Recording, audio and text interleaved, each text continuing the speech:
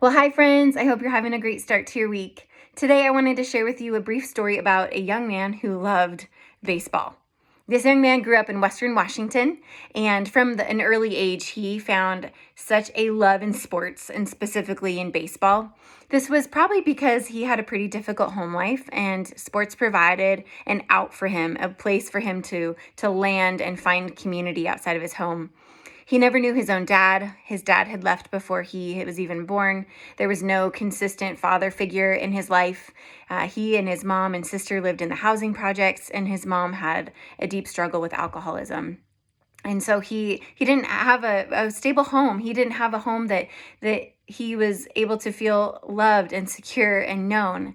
He didn't have a church background either. Every once in a while, one of the local churches would send a bus through the housing project area, and he'd hop on and go to church every once in a while just for a way to kind of escape for a bit from home life.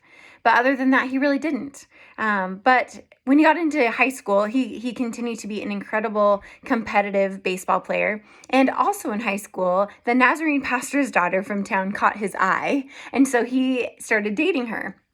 Well, he had these grand plans to go and play baseball at Washington State University.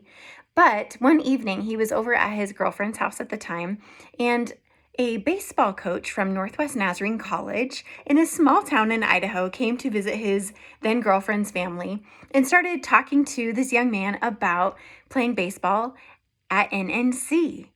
Well, this young man felt seen, he felt valued, he felt known, and there was something that compelled him to change his plans and head to Northwest Nazarene College.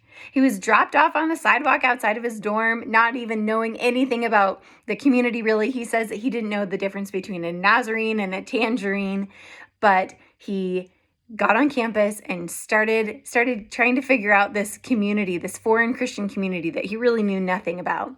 He only knew this one girl that he'd been dating, and she was a new student there too. But a week after they arrived on campus, she broke up with him, and he was like, what in the world am I doing here? But he stayed. Once again, there was something compelling him to stay and invest himself in this campus. And he got connected with friends and was being mentored by this coach. And not too long later, he and his friends were all huddled up in the chapel in their dorm, and his friends led him to Jesus. He decided to form a personal relationship with Jesus, and his life was forever changed. And this young man who met Jesus because of a baseball coach investing in him, inviting him to a whole new reality that he didn't even know anything about. This young man is my dad. My dad's life was transformed because of this coach's willingness to invest in him and to share the good news of Jesus with him and invite him into relationship, not only with Jesus, but with Christian community.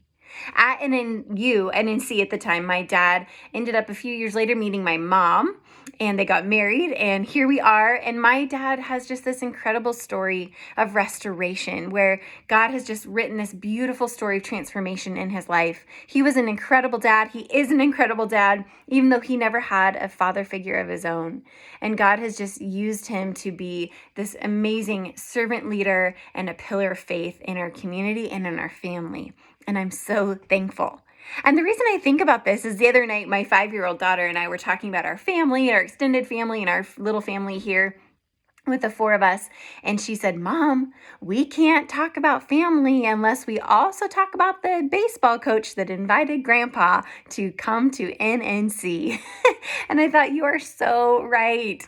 Really, our family probably would not be here unless that baseball coach had taken the step of faith in obedience and invited my dad to come play baseball in his program. And not just play baseball, it was bigger than that, but to then know Jesus.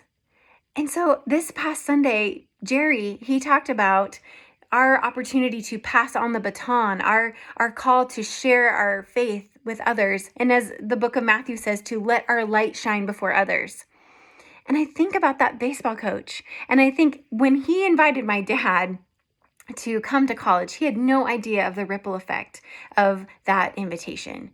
But it is an incredible ripple effect that my family, we are still experiencing today. And so I'm sitting here in my baby's nursery today sharing this with you as a reminder that we can be like the baseball coach, that we can go and invite people to be in friendship. We can invite people into relationship with Jesus. We can share our light, our good news, our hope with others, and that person's life may be impacted, but then generations may be impacted as well. So may we not give into the darkness. May we not be overwhelmed by the negative around us, but may we let our light shine before others.